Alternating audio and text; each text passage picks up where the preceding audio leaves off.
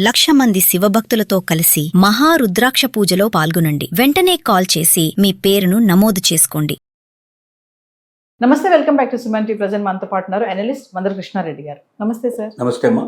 Sir, 2026 July 1 నుంచి అమల్లోకి వస్తున్నటువంటి ప్రభుత్వ నిబంధనల గురించి మాట్లాడుకుంటే ఐటీఆర్ విషయంలో కానీ, బ్యాంకింగ్ విషయంలో కానీ, passport, pan card, Aadhaar card, ఒక్కసారి ఏమేమి రూల్స్ రాబోతున్నాయి? ఆల్రెడీ మరి జూలై 1 అంటే ఈరోజు స్టార్ట్ అయ్యాయి అంటున్నారు. ఒకసారి డీటెయిల్గా మాట్లాడుకుంటే.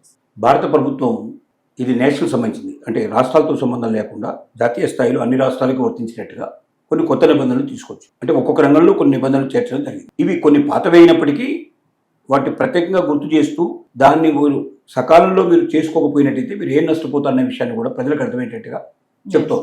ముఖ్యంగా ఐటీఆర్, ఇన్కమ్ ట్యాక్స్ రిటర్న్స్ ఏవైతే ఉన్నాయో 31 జూలై లోపల పూర్తి చేయాలి. చేయకపోయినట్టయితే వాళ్ళకు 1,000 రూపాయల పైన 1,000 రూపాయల నుంచి 5,000 వరకు 5,000 రూపాయల దాకా వాళ్ళకు ఫైన్ ఉండే అవకాశాలు ఉన్నాయి. అంతేకాకుండా కొన్ని రాయితీలు కోల్పోయే అవకాశం, కొన్ని అవకాశాలు కోల్పోయే ప్రమాదం కూడా దాంట్లో ఉంది. కాబట్టి సకాలంలో ప్రతి ఒక్కరు కూడా ఖచ్చితంగా ఇన్కమ్ ట్యాక్స్ రిటర్న్స్ని ఫైల్ చేసి తమకు వచ్చేటువంటి బెనిఫిట్స్ను మొత్తం పొందుతూ ఫైల్ కట్టాల్సిన అవసరం లేకుండా బయటకు రాగలిగితే బెటర్ అనేటువంటి ఉద్దేశంతో మనకు వాళ్ళకు ఇన్ఫర్మేషన్ మనం ఇవ్వడానికి ప్రయత్నం చేస్తాం. ఆధార్ విషయంలోకి వచ్చేసరికల్లా ఎవరైనా ఆధార్లో ఏదైనా అడ్రస్ చేంజ్ చేసుకోవాలనుకున్నా, పేరు చేంజ్ చేసుకోవాలనుకున్నా, ఫోటో చేంజ్ చేసుకోవాలనుకున్నా, ఇలాంటి వాటన్నిటికీ మినిమం 75 రూపీస్ ఆ పైన ఉండేటువంటి డబ్బుని వసూలు చేయడం అనేది ఆధార్ కేంద్రాల్లో ఎప్పటి నుంచో ఉంది. ఇప్పుడు ఏం చేశారంటే దానికి ఎగ్జంప్షన్ ఇచ్చారు. ఈ 31 డిసెంబర్ వరకు దాదాపుగా ఎవరు చేసుకున్నా కూడా జూలై 1 నుంచి 31 డిసెంబర్ లోపల ఈ మధ్యకాలంలో ఎవరు మార్పులు చేర్పులు చేసుకున్నా ₹1 చెల్లించాల్సి వస్తుంది. అంటే ఆధార్లో ఎన్ని మార్పులు చేసుకున్నా మీరు చెల్లించాల్సి వస్తుంది. దానికి కారణం ఏంటంటే సర్ ప్రక్రియ ఏదైతే నడుస్తుందో ఇప్పుడు ఓటర్కి సంబంధించిన ఐడికి సంబంధించిన దాంట్లో చాలామంది చాలా సమస్యలు ఎదుర్కొంటున్నారు. అంటే ఓటర్ ఐడిలో ఉన్న పేరుకి దీనికి మధ్యలో, ఇంటి పేరుకి దీనికి మధ్యలో, అడ్రస్ దీనికి మధ్యలో తేడాలు వస్తే ఓటర్ ఐడి దొరకదు. ఓటర్ ఐడి దొరకకపోతే రేపు పొద్దున భవిష్యత్తులో గవర్నమెంట్ సంబంధించినటువంటి స్కీములు కూడా ఎగిరిపోతాయని చాలామంది భయపడతా ఉన్నారు.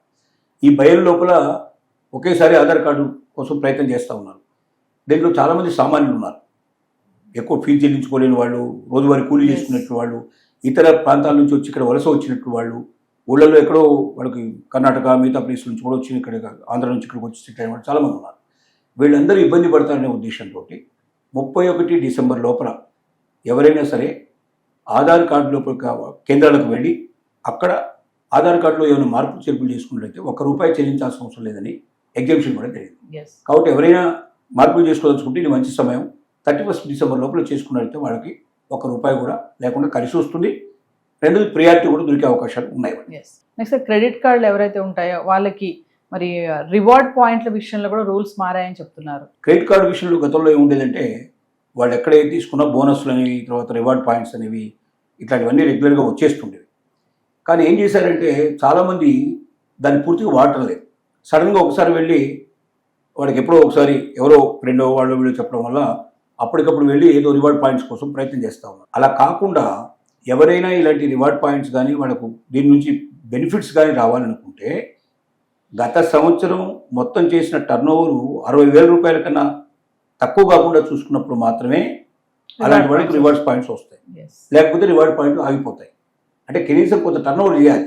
ఆ క్రెడిట్ కార్డు ఉపయోగించి టర్నోవర్ చేసినప్పుడు ఏముందంటే వాళ్ళ బ్యాంకు ద్వారా ఆ టర్నోవర్ జరుగుతుంది కాబట్టి ఆ బ్యాంకు కొంత బెనిఫిట్ వస్తుంది కాబట్టి ఆ బెనిఫిట్ నుంచి కొంత రివార్డ్ పాయింట్స్ వాళ్ళు ఇవ్వడానికి ప్రయత్నం చేస్తూ ఉన్నారు.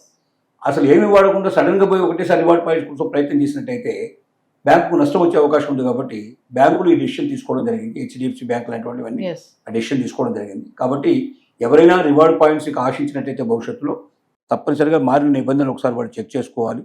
కనీసం 60,000 రూపాయలు అంతకుముందు సంవత్సరం లోపల ఫైనాన్షియల్ లోపల వాడు టర్నోవర్ చేసుకున్నట్టయితే ఆ బ్యాంకు ద్వారా టర్నోవర్ చేసినప్పుడు మాత్రమే రివార్డ్స్ పాయింట్ వచ్చేట్టుగా మార్పులు వచ్చాయి. ఇది గమనించుకొని ముందుకెళ్లాల్సిందిగా మనం చేస్తాం. ఆర్బీఐ కొత్త బ్యాంకింగ్ నిబంధనల గురించి. ఆర్బీఐ కొత్త బ్యాంకింగ్ నిబంధనలు చాలా ఉన్నాయి. దీంట్ లోపల ఒకటి వాళ్ళు విషయంగా చెప్తారు. ఇప్పుడు డీటెయిల్స్ అయితే పెద్దగా పెట్టలేదు దాంట్ లోపల. బట్ ఆర్బీఐ నిబంధనలు రాబోతున్నాయి. లోన్స్ తీసుకునే వాళ్ళకి కానీ, లేకపోతే డిపాజిట్ చేసే వాళ్ళకి కానీ, లేదా నగదు ఎంత వేయాలనే దాంట్లో, నగదు ఎంత తీయాలనే దాంట్లో, ఇట్లా రకరకాల విషయాల లోపల పరిమితులు విధిస్తోంది.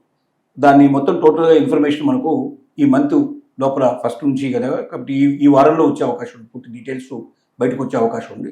ఆ కొత్త నిబంధనలు ఏమిటో తెలుసుకొని దాని ప్రకారం వెళ్ళకపోతే రేపు చాలా ఇబ్బందులు పడతాం. సపోజ్ క్యాష్ ఇంతవరకే మీరు డిపాజిట్ చేయాలని అనుకోండి, అంతకన్నా ఎక్కువ డిపాజిట్ మనం చేసినట్టయితే దాని మీద మనకు చాలా మన మీద ఫైన్ వేసే అవకాశం ఉంది. తర్వాత తప్పనిసరిగా దాంట్లో ఇన్కమ్ ట్యాక్స్లో దాన్ని చూపించాల్సిన పరిస్థితి ఏర్పడుతుంది. చాలా సమస్యలు కొని తెచ్చుకున్నట్టు అవుతుంది. కాబట్టి మారిన నిబంధనలు ఏమిటో ఈ వారం లోపల తెలుసుకొని, లేదా మీ బ్యాంకు లోపల మీరు ఎంక్వైరీ చేసినా కూడా డీటెయిల్స్ అన్ని బయటపడతాయి. ఒక్కొక్క బ్యాంకు ఒక రకమైనటువంటి కూడా కొన్ని నిబంధనలు తేడాలు కూడా ఉండొచ్చు. మీరు కనుక్కొని దాని ప్రకారంగా ఎంత క్యాష్ డిపాజిట్ చేయాలి, ఎంత క్యాష్ మనం విత్డ్రా చేయాలనేది చాలా ప్రధానంగా చూసుకోవాలి. ఈ క్యాష్ విత్డ్రాయల్స్లోనే మనిషిని పూర్తిగా ఇన్కమ్ ట్యాక్స్ లోపల లాగిచ్చే అవకాశాలు ఏర్పడతాయి. వాళ్ళు పెట్టిన నిబంధన కన్నా ఏమాత్రం ఎక్కువగా డిపాజిట్ చేసినా విత్డ్రా చేసినా ఆటోమేటిక్గా మొత్తం లెక్కలన్నీ చూపించాల్సిన పరిస్థితి ఏర్పడుతుంది. ప్రతిదానికి రసీదు ఉండాల్సిన పరిస్థితి ఏర్పడుతుంది, ఎవిడెన్స్ ఉండాల్సిన పరిస్థితి ఏర్పడుతుంది. చాలా ఇబ్బందులు కొని తెచ్చుకునే పరిస్థితి. కాబట్టి జాగ్రత్తగా బ్యాంకుల లోపల మీరు ఎంక్వైరీ చేసుకొని మీ ఇన్ఫర్మేషన్ తీసుకొని దాని ప్రకారంగా ప్రొసీడ్ కావాల్సిందిగా కోరుతుంది. కమింగ్ టు పాస్పోర్ట్ ఫీజెస్ కూడా పెరిగాయని చెప్పేసి అంటున్నారు. పాస్పోర్ట్ లోపల ఏంటంటే రేట్లు పెంచారు. అంటే ఇంత ముందు ఉన్నటువంటి పాస్పోర్ట్ రేట్లకి ఈ మధ్యలో చాలా తేడా తీసుకొచ్చారు. వాటి దీంట్లో ఏంటంటే తత్కాల పాస్పోర్ట్కి ఇంకా చాలా ఎక్కువ రేట్ ఎక్కువ పెంచారు. అలాగే మామూలుగా 30 పేజీలు ఉండేటువంటివి 40 పేజీలు ఉండేటువంటి పేజీల సంఖ్యను బట్టి కూడా రేట్లు పెంచడం జరిగింది. అలాగే డిఫరెంట్ రేట్లు దీంట్లో తీసుకొచ్చారు. ఒక 4-5 స్లాబులు మార్చారు.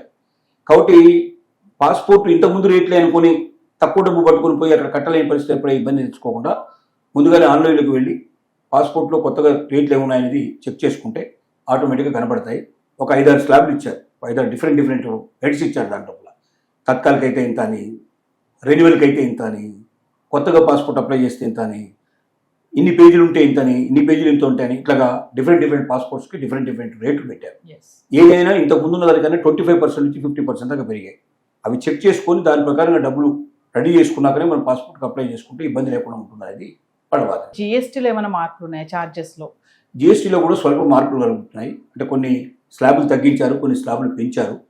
వాటిని కస్టమర్కి అనుగుణంగా అంటే ఎక్కువగా వాడేటువంటి వాటికి కొంచెం తగ్గించి, తక్కువ వాడేవాడికి కొంచెం పెంచి, కొద్ది కాస్ట్లీ ఐటమ్స్ కొంచెం పెంచి, చీప్గా మన సామాన్య ప్రజలకు అందుబాటులో ఉండే దాంట్లో తగ్గించి ఇలాంటి మార్పులు తెస్తున్నారు. ఎంత ఏమిటనే వివరాలు కూడా ఇంకా బయటకు రాలేదు.